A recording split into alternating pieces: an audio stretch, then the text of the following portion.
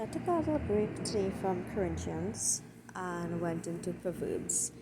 Proverbs is known as the book of wisdom.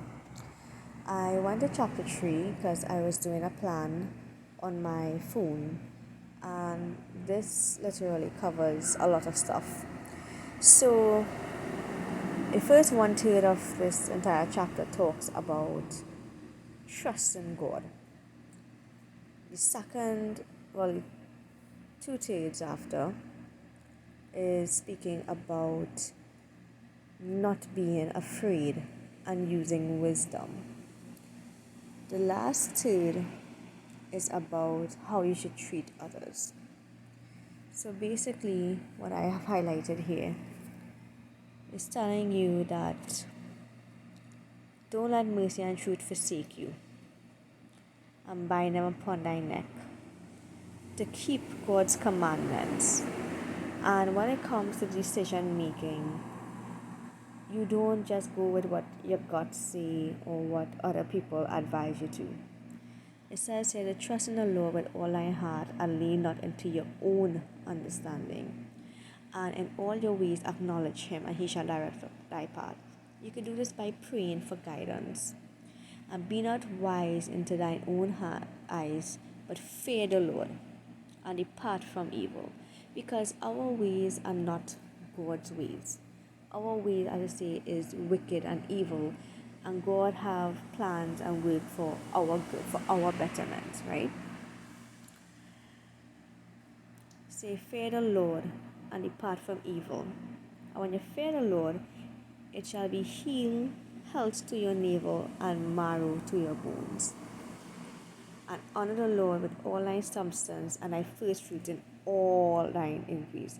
This is where tithes and offerings come in. And when you do this, you will hear the other verse will be, so shall thy barns be filled with plenty, and thy press shall burst out with new wine, meaning that you will be overflowing with blessing. You will not have any want for anything. It was like whatever it is you need, and it doesn't always come in money. It could come in favor, it could come in a promotion, it could come in health, and you will find like things just working out in your favor, right? And he even goes on here as to say, despise not the chastening of the Lord, neither be weary of his correction. Even though God has forgiven us of our sin, we still have to pay the consequences for it, right? So that is basically what he is saying. So even when things don't work out, or we find, okay, we sin and it have the aftermath, you know, don't look at it as a bad thing, because you see, for whom the Lord loveth, he corrected, just as a father will correct a son, right? And happy is the man that findeth wisdom. In other words, happy is the man that wants to learn from his mistakes, right? And that man getteth understanding. So they say they even compare wisdom or correction is better than merchandise of silver and gold, and is more precious than rubies, because you could be rich, but if you don't have knowledge or wisdom of how to invest, how to spend, how to save, how to do your tithes and offerings, it doesn't matter. But if you have wisdom, you know how to make money, or you know how to get a promotion, right? And we go down here and see the Lord by wisdom had found the earth, and understand that he had established the heavens. And by his knowledge the depths are broken up, and the clouds drop down the dew. Right? And then they say, keep sound wisdom and discretion. In other words, what you know or what God speaks to you, you don't go about. You always hear people telling you that if it is you have a vision or a dream, they always tell you, work in secret and let success make the noise. This is basically what it also means, right? And they say, walk safely, and the foot shall stumble. And when thou liest down, thou shalt not be afraid. Yet thou shalt lie down, and thy sleep shall be sweet, and shall not be afraid of sudden fear. Because once you know your relationship with God, you have nothing to fear. Now, obviously, people like myself who suffer with anxiety, there are things that we cannot control. Like, example, even though that we trust God, our flesh or our hormones or even medication or something is very hard to control. And I know a lot of people don't understand that, but at least in your spiritual aspect, you know God is with you. Even though you don't feel like it, He is with you, right? And neither the desolation of the wicked when it cometh. So you don't need to worry. Because the Lord shall be thy confidence and shall keep thy foot from being taken. So even when your own enemies, and things seem like it's not going to work out, always remember God knows what's best. He might put you through something to bring you out better. Or, as I said, like He put through Job, what he went through, just for himself, his glory to shine. And yes, it's probably going to sound selfish on God's behalf, but we were made for His glory, right? I say, don't withhold no good from them to whom is this due. You ever come across somebody who, because they know how to do something real good, they don't want to share how they just do it, right? Okay.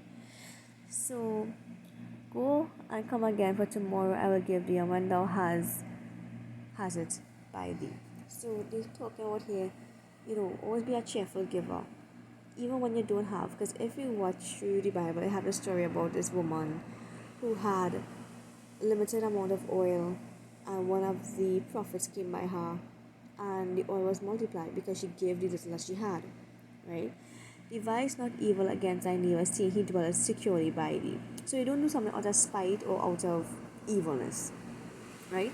Strive not with a man without cause, if you have done thee no harm, right? Because you will walk in a room and somebody will be like, I don't like that person, or they don't like you for no reason, and you never met them, you never did anything against them, or even if they hear something about you and they don't even know you, but they just believe what somebody else say.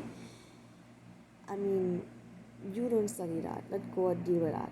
Envy not the oppressor, and choose none of his ways. It is very hard not to do, but at least you know to yourself that, hey, just leave it in God's hand and try to let it go.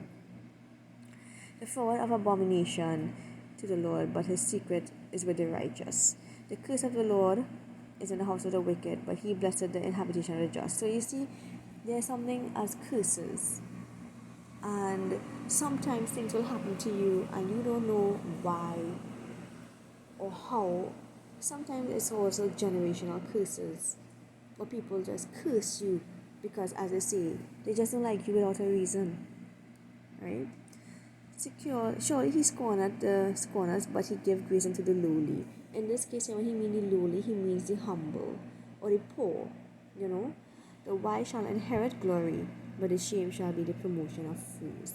So again, once you read this, when they talk about wisdom, here they're not talking about the wisdom of men, which is like a degree or whatever. They talk about the wisdom of God, right? So I hope I explained this really good. I don't know why I decided to come and do this chapter, but I hope it helps someone.